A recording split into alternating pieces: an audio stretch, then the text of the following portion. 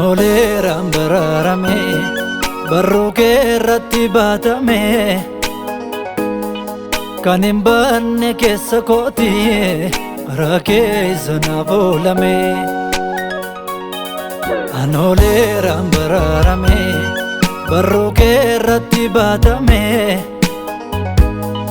kan hin baanne keessa kooti bara keessa naaf oolame. Kiyyoon naaf kaamee danuudha garuu ittiin hin duune boolla afaan du'arraa na fuute galanni kee harka guute. Kiyyoon naaf kaamee danuudha garuu ittiin hin duune boolla afaan du'arraa na fuute galanni kee harka guute. Galanni kee harka guute,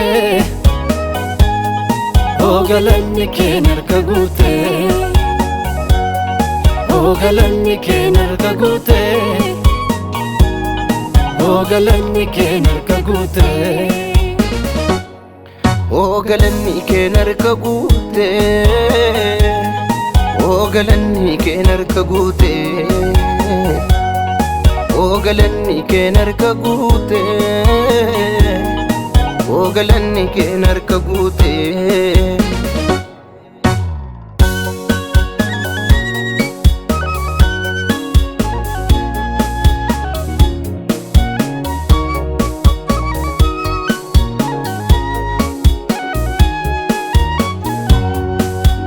Madaalamu olmaan kee hin tilmaamamu. Hariifattee dhufteem gara kootu argamu. Hin madaalamu olmaan kee hin tilmaamamu.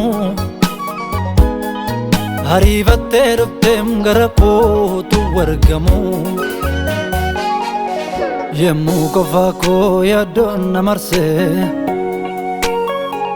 yemmuu hundumtuu nagatee darbee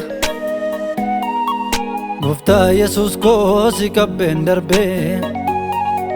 Yemmuu qofaa koo yaaddoon na marsee yemmuu hundumtuu nagatee darbee Gooftaa Yesuus koo si qabbeen darbee.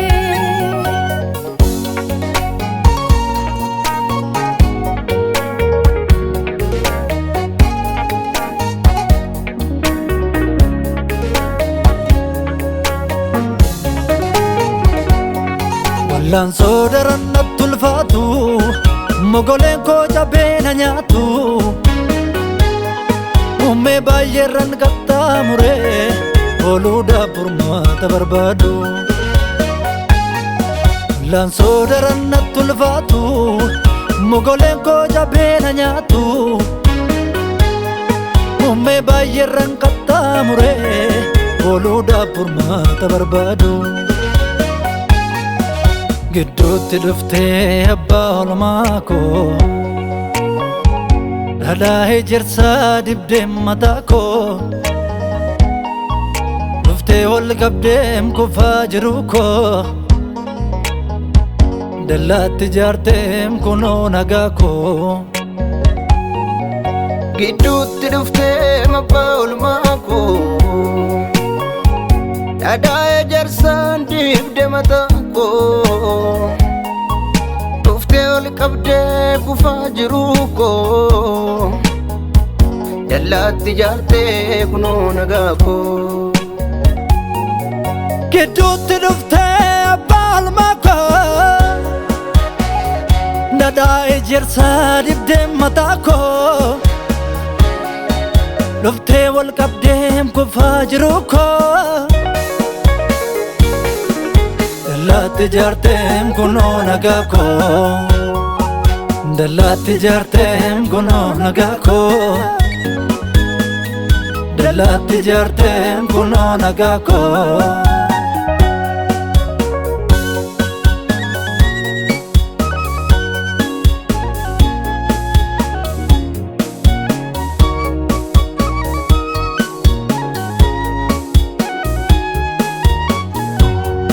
Dhaabbachuudhaaf kan hin mijanne iddoo baay'ee mucucaatu